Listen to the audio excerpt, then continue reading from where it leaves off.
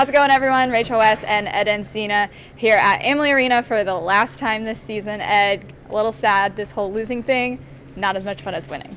Not as much fun, and the Lightning aren't used to it. No, they'd be usually planning a boat parade this time of year, but now instead we're talking about kind of wrapping up this season, how the Lightning fell short in the final, and on to next year too.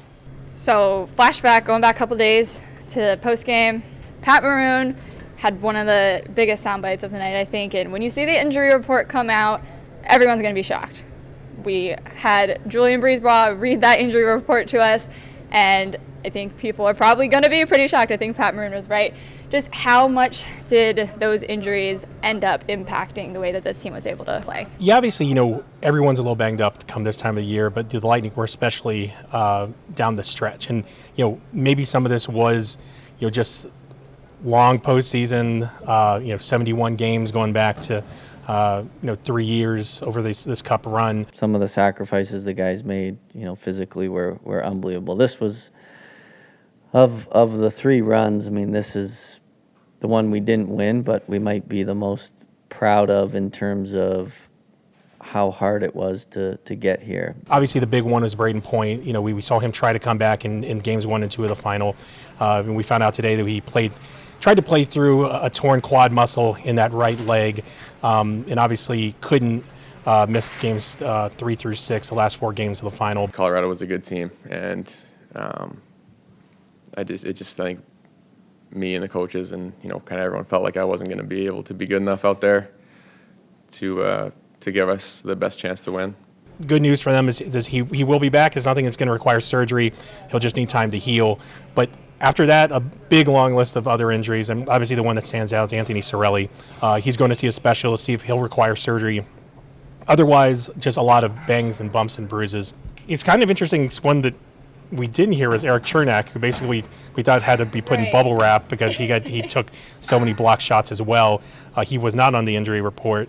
But like you said, this team sacrificed so much. The way they reinvented themselves to find their championship form was really by the way they played defense, and that was stepping in a lot of block shots. We saw that in the Florida series, how much the walk down the runway back and forth of all those block shots. But obviously, the sacrifice that this team has shown, not just in this postseason, but the past 2 off seasons to win the cup, it hurts a little bit more when you don't win. So that's kind of the big message from today.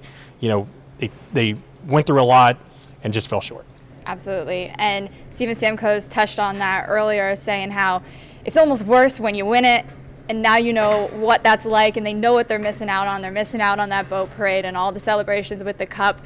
But it does, in a good way, for next season, give them extra and different motivation than they've had the past few seasons. Right. So the motivation before was history, right? It was trying to create their own history, trying to create this legacy. Now that they fell short, there's no doubt that they see the Avalanche and they see, these guys and how they get to feel.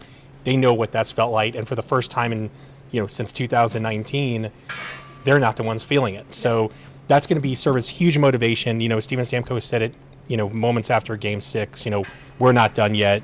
Same thing with John Cooper. And that's kind of the resounding theme that we saw in wrap-up interviews from everyone. We're a hungry team.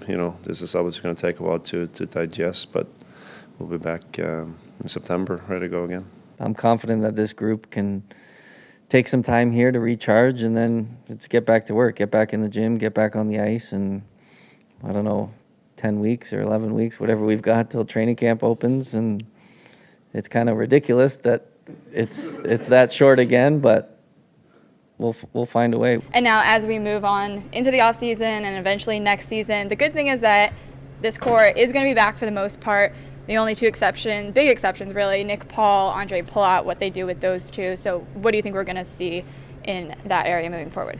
Well, one of our interviews was with Nick Paul, and we saw how much of an impact player he can be. He came here, kind of with the reputation of being a guy who was built for the postseason, but really kind of a bottom 6 kind of player. He developed into really a top 6 kind of player at center.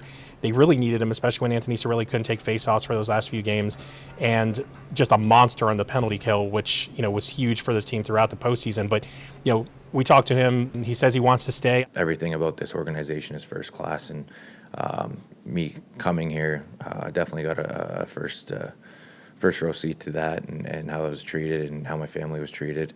And then the other thing is just the group of guys in that room, the leaders they have in there, all the way down to the staff is just unbelievable.